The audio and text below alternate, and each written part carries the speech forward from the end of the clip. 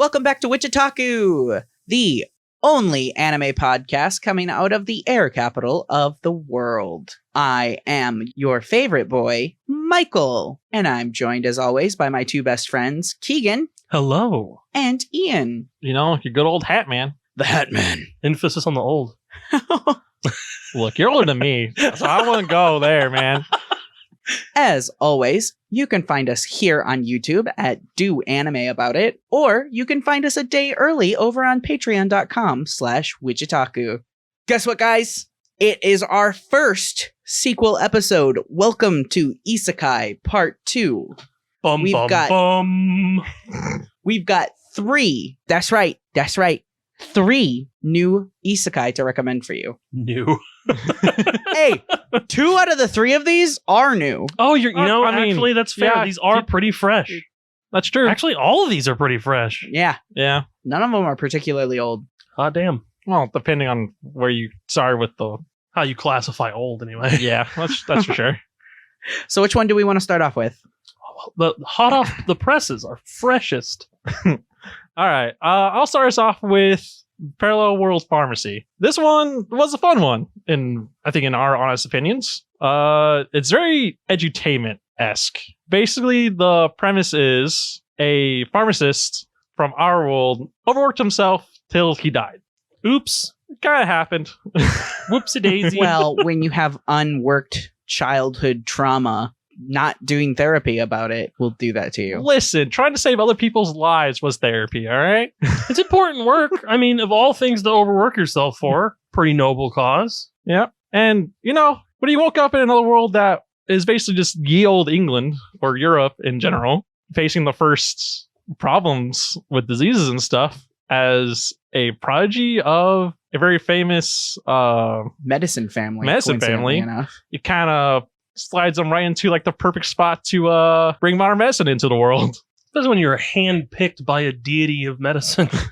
Imagine working yourself to death in your first life just to go and try and do it all over again. Well, listen. He's part of a rich family now, so you can just hire people to help him out. And this time he's got a literal god on his side. So, he's got some advantages this time. He's not doing it alone. To be fair, he doesn't have to run as many extensive tests anymore to figure out what's wrong with someone. He just uses his evil eye and is like, this man has lupus. It's like Dr. House. Well, except he's not wrong. Lupus. His sick level is over 9,000. Man, your white blood cells are real high. Wait, what the fuck are you talking about? What's a white blood cell? Why are you looking at me like that? You make that joke. That's legitimate. No, yeah. Part of this whole show is him being like, oh, it's obviously this thing. And they're like, the fuck are you talking about? Tiny living things inside me. And then, he went from not doing a simple test to basically putting the whole medicine world on his back to be like, yes, I need to make telescopes. I need to make affordable medicine for commoners. I feel like we've done a good job so far not spoiling the main premise of this. So I think we should try not to spoil stuff. Now, if we're going to do that, then why do you recommend this anime? Honestly, it's a really fun watch. It has a different feel to it. We kind of had Isekai where, someone went in nice and just wanted to help, but never really went to the nth degree like our main character does in this. He spawned in and took his surroundings and was just like, I need to do something right now. It kind of reminds me of this wave that we're seeing in sort of almost, we either see it in Isekai or anime that's Isekai adjacent, and that's edutainment stuff. So Dr. Stone. Yes. This feels a lot like Dr. Stone.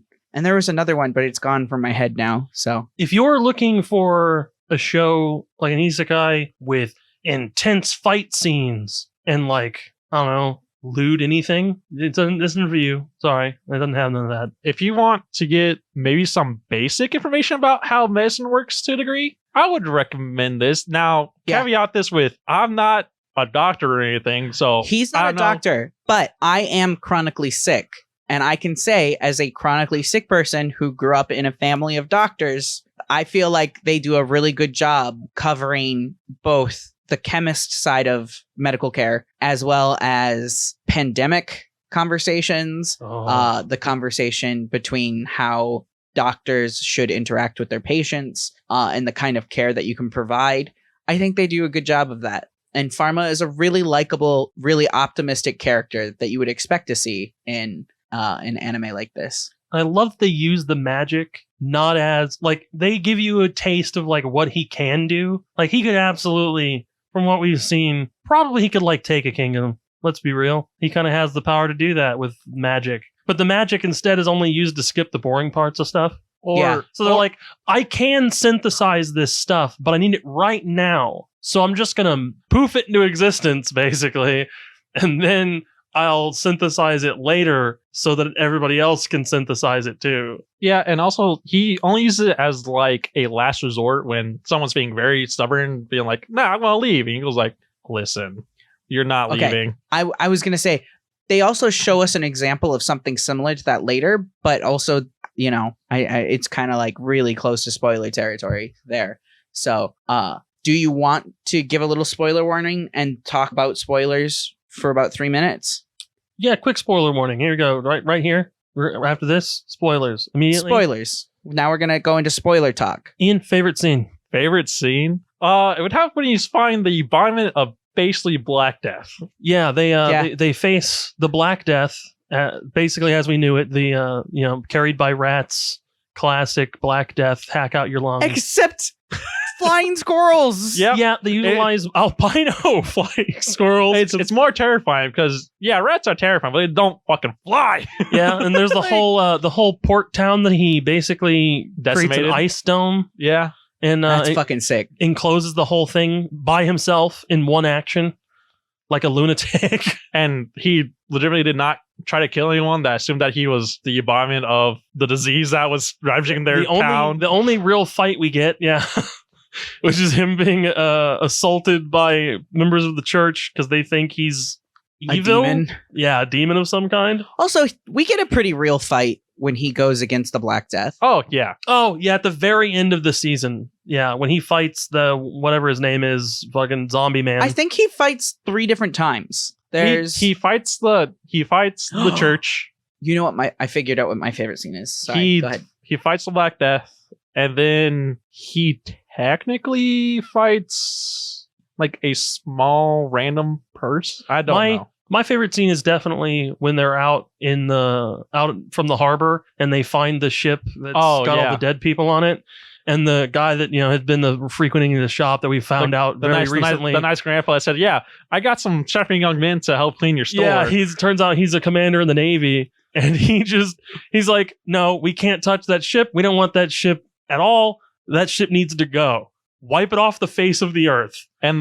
But they do. Well, and more the whole polite time than that. When he was explaining it, when he was thinking about it, it showed a flashback of, our main character talking to him and be like, this cannot. There's a lot of weight put behind it. Yeah. And like he takes a minute to make the decision, but he's like, nah, everyone's dead on deck, burn it and sink it. And if they're not, we can't save them, so they're dead. Yeah. And they were dead anyway.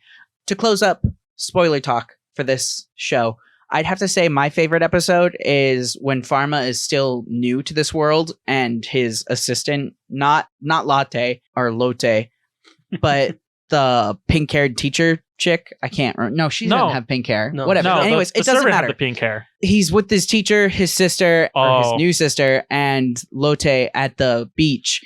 And his little sister, despite warnings, gets dragged out by a riptide. So he swims after her. And then when he thinks that they're going to drown, he just deletes a section of the ocean. You're just like, I'm not having this happen again. Panic mode. God was just like, let me just delete this part of the ocean for you.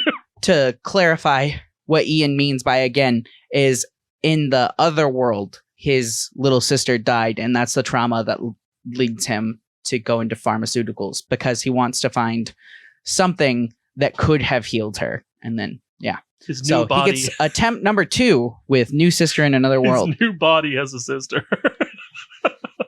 What did you say? He winds up he's in a new body in this new world. He took over a body. So the body has a sister, not him. But I don't know what happened to the other person that was in the body. It was stated that the body he inhabits, it was struck by lightning. That's why they were trying to wait for him to wake up. That's why he has... That still doesn't... It heavily implies that the previous occupier died. Potentially, yeah. And he's just like, we're going to slot you in. That's how they explain the marks on his arm. Just seems weird. That's all. Yeah. Wow. No, we make that Just one of joke the- every just- time we watch it. Just so. one of the weird things that just gets glossed over. Just like, hey, you new body in a new world. Who cares who was in it for? All right, onwards to the future. Something else that came out, I think the season before, Yeah, I think that's right. That sounds about right. is Mushoku Tensei, Jobless Reincarnation. I adore this anime so much. There are things about it that people don't like, but to give you a synopsis, Mushoku Tensei is about a older man, actually, rather than a young man, who ends up dying and then reincarnating in another world. So we're already off to a different start with them being an adult when they die. And the next thing that makes it different is when he comes back in another world, he comes back as a baby. It's not a new trend, but it's a trend that I feel like more isekai need, where the character starts off as a bebe and we get to watch them grow up and learn as they go. I feel like a lot of times when they do that in other isekai, it's a lot of the character is really OP and they have nothing to learn from this new chance at life until they're an adult. I feel like this kind of avoids that, where our main character is kind of OP, but despite being an adult, he still has a lot of really childish lessons that he needs to learn. So the things that people find controversial about this anime are the things that happen during the boy he reincarnates as childhood, because they're like, he's a 40-year-old person in the body of a child. But when you think about it, the brain he's currently inhabiting isn't 40. Yeah, you find out pretty early on that his previous life, he was neglected and stunted in a lot of ways. Yeah. Just, he didn't get a fair shake at all. Yeah. A bunch of really formative experiences for him just didn't happen. Never even didn't even seem to get close. Yeah. And so in some ways you're fairly typical isekai, where the character is just reincarnating in another world. But is there another isekai where the character is reborn as a baby? Yeah, there's several, but I can't think of any anime. I can think of several manga. See, there we go. Because I don't read manga, so I've never encountered that before. I think, isn't the Faraway Paladin, is he reincarnated as a baby? Yeah. Oh, yes, but I'm not entirely sure that's an isekai. It is. Is it? Yeah, I was going to say, they don't do a good job of making it apparent that it's an isekai, but it is. It's mentioned in the very first episode that he's reincarnated. Right. And then he mentions video game terms throughout the rest of the show. Yes, that's right. Yeah. So it's it's a stealthy isekai. Yeah, it's kind a of, sneaky yeah. boy. You would have to pay attention to the wording. Yeah, well, it's not. more. Yeah, it's a part of the plot, but not like the pivotal part that it is for like Jobless Reincarnation. Yeah. Where it is incredibly pivotal to everything. It affects every aspect of the story, and in a unique way from the way I've seen it done in almost any other anime isekai. I think my major reason for recommending this to people is because of the subjects the story covers. And I feel like it does a lot of justice to those subjects. I personally feel like they spend a lot of time on these things without... So I've said before, the last time we talked about isekai, I hate how isekai uses SA as a major plot point. And then the situation is solved and never talked about again. They use it as a plot convenience, and then it's only ever brought up again when the plot needs help. The pain that the usually female character has to go through is never brought up again. The mental, whether it be pain or trauma, honestly, that the main character has to go through to help that person, never brought up again. Everything just goes back to normal. Not in Mushoku Tensei. They still don't handle SA in a way that I appreciate, but they do a really good job covering body dysmorphia and dysphoria. We're going to get into spoiler talk right now. They do a really good job of covering body dysmorphia and dysphoria, specifically with the main character. Whenever the god that reincarnates him calls him back for conversations, he's back in the body he had in his first world, whereas he's gotten used to the body of his current world where he feels happy, successful, and fulfilled. In his old body, all of those negative emotions that he associates with being in that body come back, and it's nothing but a terrible experience for him. To be clear, that previous body is not like the frail, small nerd that we're used to seeing depicted quite often for these neat type characters. He's big. He's a fat guy, and he's like your typical like neckbeard type character in his previous life. He's overweight. He's kind of depicted as kind of dirty. He's not taking care of where he lives. He's not taking care of himself. And all of this is explained in the story. So I guess I have to take back what I said earlier. There is one aspect of SA that they do cover incredibly well, which is the reason his body is so poorly taken care of. One of the reasons he has such a negative reaction to being back in that body is that body was SA'd by his classmates. Over a long period of time, too. And that's the reason he closes himself off. What? They do a good job of showing like how long it went on and how no one did anything about it. Yeah. Which is kind of the unfortunate part. I mean, they show it, depict it, and handle it almost too realistically, where it's just like ignored. They don't let it go story-wise, but it's not, no one does anything about it. Like, it's just... In the world of Mushoku Tensei, it is ignored in the same way that SA is ignored in real life. Yeah. Yes.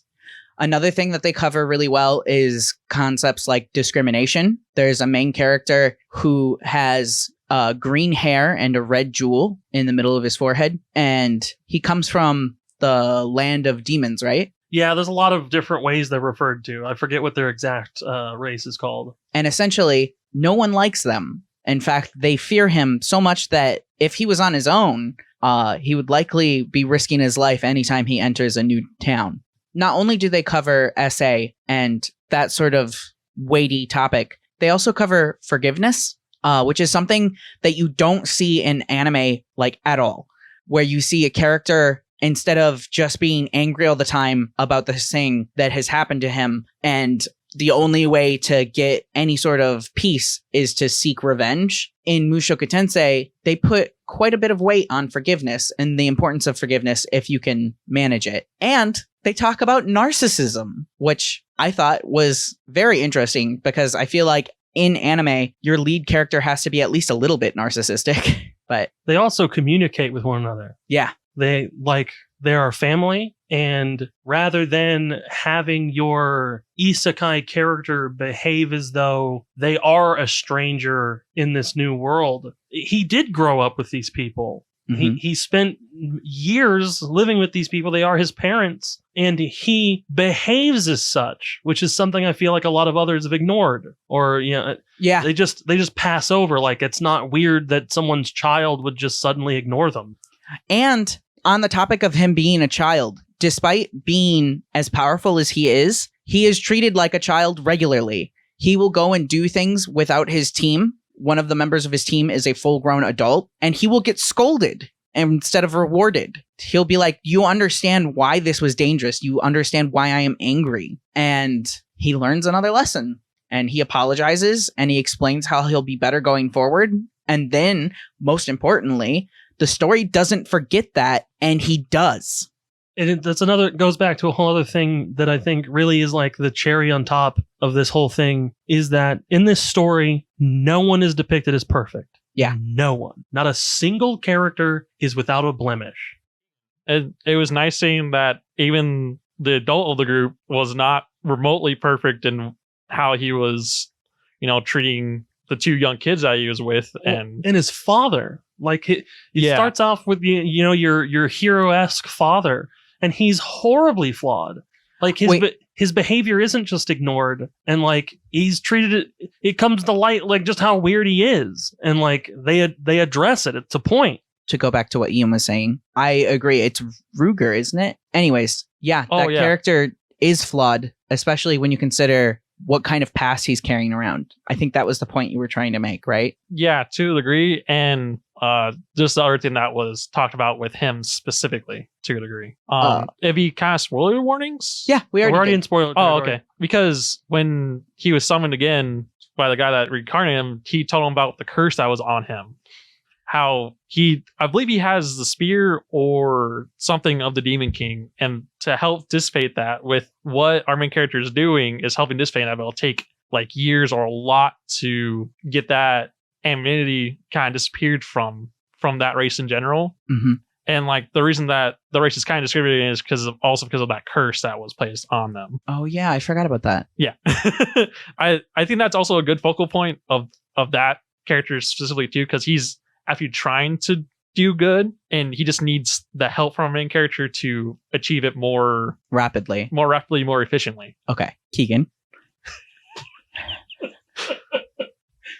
Is the spear is directly cursed. It was handed to his people, and it's the reason that they committed their atrocities. Yeah. His people aren't that bad. His people are not terrible. The entire reason that they're discriminated against is because of how they were manipulated and used and given these weapons without being told what they would do to them. And then they committed horrible acts, not only against others, but against their own people because of what someone else did to them. Going so far as he even kills his own son. Yeah, they turned on each other because of what those weapons did to them. Yeah. And all of that, all of the story that we didn't even manage to cover and why we would recommend this isekai is why I would recommend this isekai to people. I think that it has a lot of important stories within one massively important story that will touch your heart and it'll make you feel a certain kind of way. I'm nostalgic for a world I didn't grow up in. So, and that's what happens when you tell a really good story. To move almost violently in the opposite direction, just so aggressively to something entirely different. Dungeons of Black Company is an isekai seemingly that exists to mock other isekai, potentially, and to mock work culture, maybe specifically Japanese work culture in particular. It is a very niche story that covers a very particular themes. So it is a businessman who has achieved great success and can basically walk away from his companies and just live in a penthouse and not have to do anything anymore. And he gets sucked into another world where magic evil corporations exist, and he's not a part of any of it. He has nothing, and he gets to start over as this is a mine. He works in a mine, essentially. A dungeon. Yeah, it's a dungeon where they're fighting monsters and looking for resources. Yeah. Yeah, he starts from he really doesn't get any further to the bottom than where he starts, honestly. Yeah, I would say he's definitely the lowest on the totem pole. I think the funniest thing is he was so successful in his previous life. The first way that this story deviates from other isekai is that he's still a NEET, but he is so successful that not only does he live in a penthouse, he lives in a penthouse of an apartment skyscraper that he built.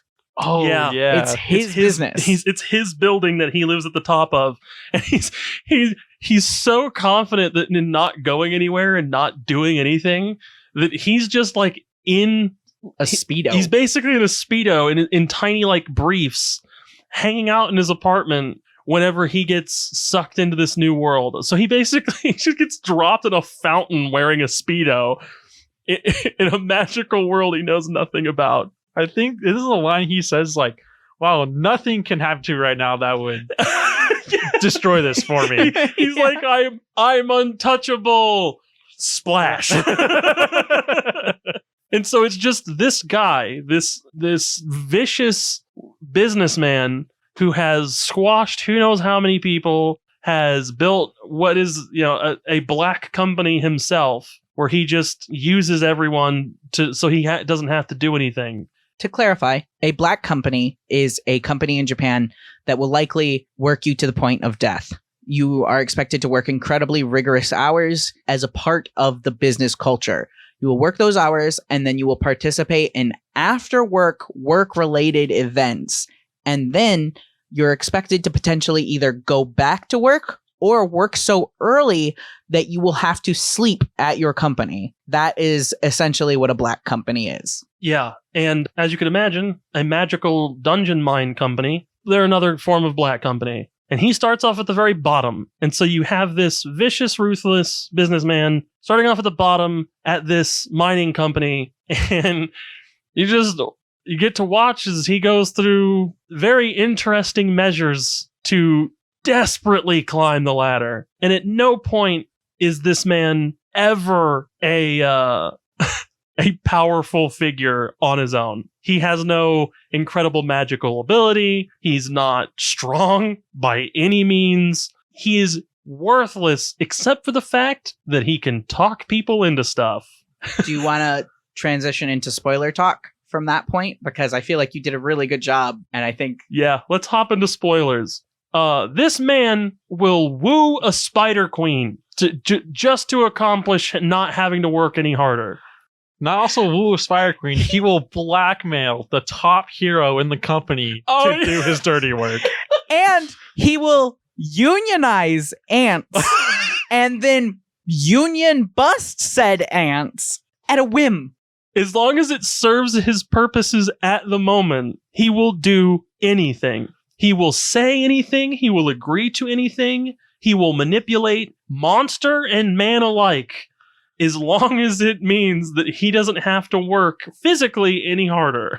I think the only monster he regrets ever making a deal with was that first monster, that chick, because she constantly puts him back into debt. The fucking dragon. So he immediately befriends a dragon and feeds her and makes a sort of contract with her that he will continue to feed her so that she doesn't always have to kill and destroy to eat. And she is a bottomless pit and is basically never full. That's obviously where part of his mistake lies, is that he made this deal with someone he can't take it back with. Or she'll eat him. She will eat him. She has come very close multiple times, and we didn't even really finish the first season. And do you want to go into why we didn't? Or do you want to... This recommendation comes with a small caveat. We didn't finish the first season because it got really, really weird. Really, really weird. The really weird part was that I watched most of this with them, and I missed one episode. And I come back, and they're in the guy and his coworker, his very unwilling coworker, get isekai'd themselves. So this guy gets isekai'd twice and goes into a future version of the world they're in, just in time for an alien invasion to happen. Oh, yeah, man.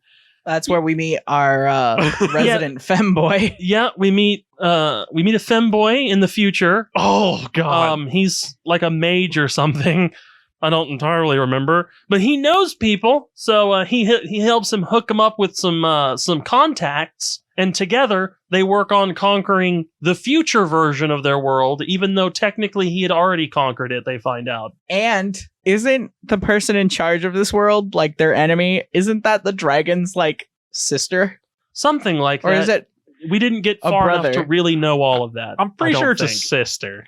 Okay. I can't remember. I genuinely can't. The story began folding back in on itself somehow. And we just were like, oh, okay. It was like watching the collapse of a star. Yeah.